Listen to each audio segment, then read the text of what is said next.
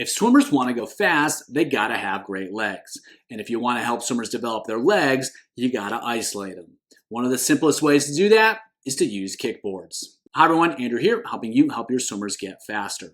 Without a great kick, swimmers are going to struggle to create speed. And to really challenge kicking skill and fitness of the legs, sometimes you have to take away the arms in order to create a sufficient challenge. And while there are lots of different ways to challenge the legs, using a kickboard can be a great one because there is nowhere to hide. In order to move themselves down the pool, swimmers are going to have to get better at kicking, they're going to have to get better at their kicking skills, and they're going to have to improve their leg fitness. In every stroke, kicking is key. It helps with propulsion, it helps with alignment, and it helps with timing. And so the legs will move the body down the pool. They create propulsion in every stroke, and especially over shorter distances, every bit of propulsion matters.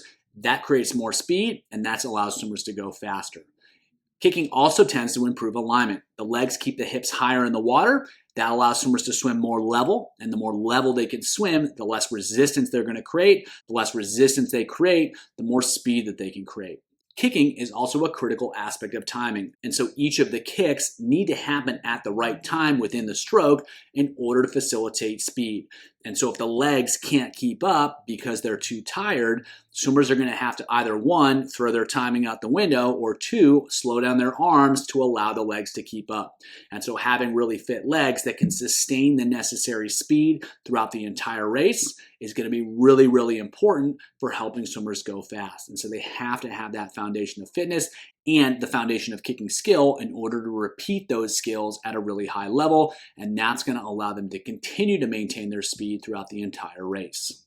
In order to develop that ability, we need overload. The legs are secondary to the arms, and the legs move slower than they otherwise could. So as an example, in breaststroke, if swimmers are just going to kick, they can use a much higher kick rate than the kick rate they're going to use when they swim. Same thing with butterfly. Swimmers can move their legs faster than the rate that they'll use when they swim butterfly.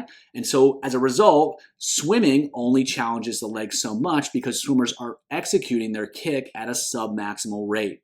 So if we really want to overload the legs to bulletproof them, they need to be ready for more than what's necessary when they swim. So if we can create an overload relative to what the normal challenge is when they swim, normal becomes easy. And so by focusing on the kick, by isolating it, we can allow swimmers to develop a level of fitness and a level of skill that they otherwise couldn't develop if they were only to use their legs when they're swimming. And so by increasing the challenge compared to swimming, when they go back to swimming, the use of their legs is relatively easy, and they're going to be able to sustain their leg output, the necessary output to swim fast throughout the entire race. There are multiple ways to develop the kick and to focus and isolate the kick. A really effective way is kicking on a board. You get instant overload. Swimmers can use faster kick rates, they can use more effort, they can overload their legs because they can work at a higher level when they don't have to be in sync with the arms. We can also remove distractions. There's nowhere to hide on a kickboard. They have to create performance with the legs. They can't use their arms in any way. They can't scull. They can't go underwater. They've got to just kick, and they've got to kick on the surface of the water. They have to make it happen. They don't have any options. So when we isolate the legs with some of the leg work, we can get better skills because we get more focus, and we can get better fitness because we get more focus on the legs, and we're pushing the legs to their actual capacities. How can you make it more effective? Well, you can add performance goals with kicking, particularly speed. Ask them to build, ask them to descend, ask them to just go fast. And in breaststroke and dolphin kicking, you can add kick rates to it. Ask them to go faster with the kick rate, or ask them to create more speed at the same kick rate. That's going to challenge them to go faster and to improve their skills. It will challenge them to get more out of each kick. You can also, in breaststroke, ask for kick counts, just like you'd use stroke count. You can use kick count in breaststroke, and it has the same benefits. It's going to help them get longer. It's going to help them get more out of each kick. It's going to help them improve their efficiency. You get more skill because swimmers have to create more propulsion. You get more fitness because they have to work against the resistance. You can resist the feet themselves, drag socks, shoes. You can resist the body, whether you're using a parachute, a sponge, a power tower, whatever it is.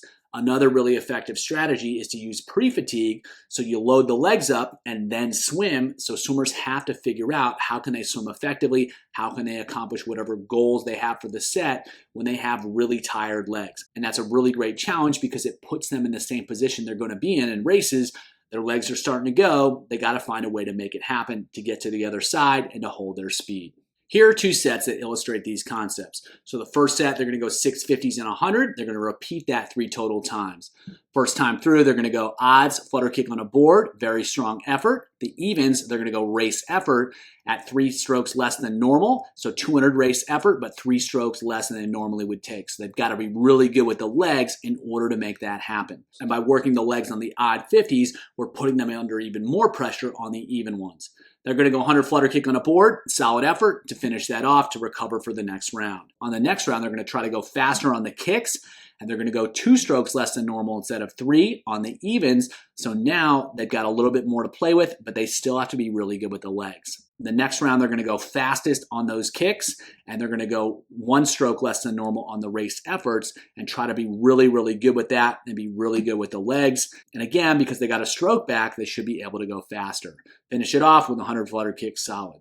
So the idea here is we're going to challenge the legs with the kicking, and then we're going to ask them to swim fast and efficiently with tired legs after that. Second set, they're going to go 4 rounds through. They're going to go 450s breaststroke kick on a board. They're going to descend 1 to 4 at the same kick count. On the 450s, the odd rounds, they're going to go small drag socks, put more pressure on the feet. On the even rounds, they'll go light parachute, put more pressure on the leg itself. Then they're going to go 50 breaststroke kick on a board, descend 1 to 4 at the same kick count. And then they're going to go 50 breaststroke, descend 1 to 4 at the same stroke count. We're going to repeat that 4 times. Those last 2 50s, they're descending across the 4 rounds.